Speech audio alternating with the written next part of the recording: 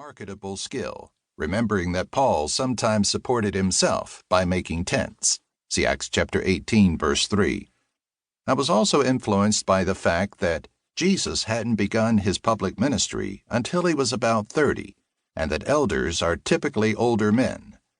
I wanted to be in a position to provide for my family if full-time support in ministry was not possible. After I completed college, I went to work as a financial consultant for the company that is now called Accenture, where I worked among driven, successful people in an extremely high-pressure, competitive environment. Then the Lord took my family to Saudi Arabia, where I worked for a former client, ExxonMobil, while also serving as a tent-making pastor. The time in Saudi was richly rewarding both spiritually in the underground church and financially, since we were paid very well. As we worked and lived among people who were making more money than they had ever imagined, we watched how some foolishly wasted that bounty, while others acted more wisely. At a very young age, we had to learn how to manage our newfound wealth, facing challenging choices of how much to spend, how much to save, and how much to give away. We also learned a lot about investing through both the wise and the unwise choices we made.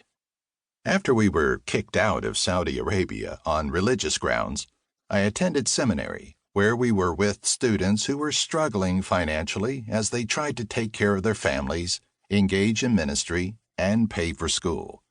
Since completing seminary, I have been engaged in local church pastoral ministry, biblical counseling, and leadership training. In addition to counseling people about their financial problems, I have discovered that many people with other presenting problems also have major financial challenges. We have watched others make disastrous financial mistakes, often involving family and friends. We have worked with people to make budgets, get out of debt, and save for the future. I have continued to be a bit of a financial junkie. I read the Wall Street Journal every day, and I devour books that deal with financial issues.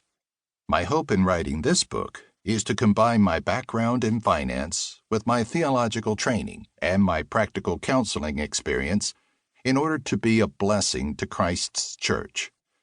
This book, like my marriage, divorce, and remarriage volume, is arranged around questions and answers. Some people might choose to read straight through the book. Others might find it useful as a reference by which they can seek wise biblical answers for particular issues as they come up. I want to acknowledge that I have learned much from others who have written on the topic of finances, including Randy Alcorn, Larry Burkett, Ron Blue, Howard Dayton, and Dave Ramsey.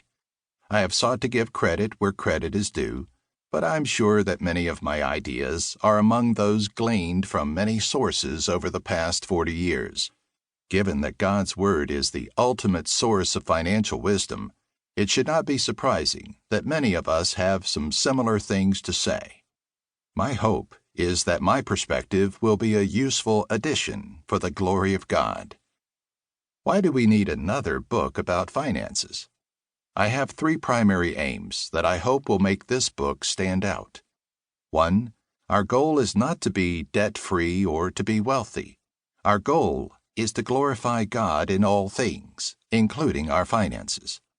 2. Our objective is to present financial wisdom that is grounded in faithful biblical exegesis and rooted in sound theology. 3.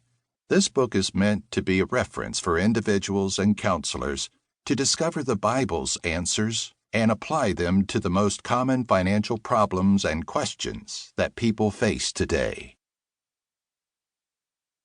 Part 1. General Principles. 1. How can the Bible speak to our modern, complex financial issues?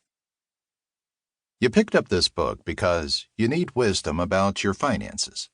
Perhaps you're having a difficult time making your mortgage payment, or you're in a dead-end job with little opportunity for advancement in responsibility or salary, or you feel that you are buried in debt from student loans and credit cards.